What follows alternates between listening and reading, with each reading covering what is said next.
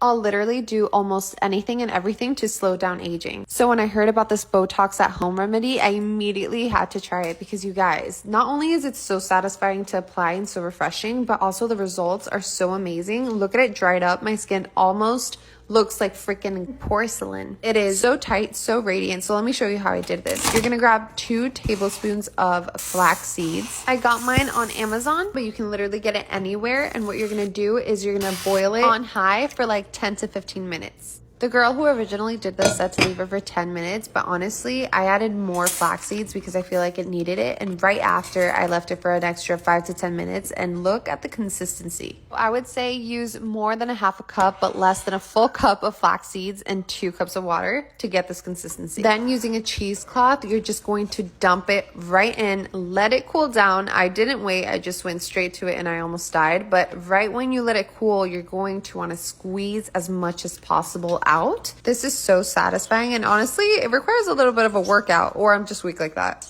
I left it on my face for 30 to 45 minutes, and that was sufficient. It literally left my skin super freaking tight, and I couldn't move it, just like Botox.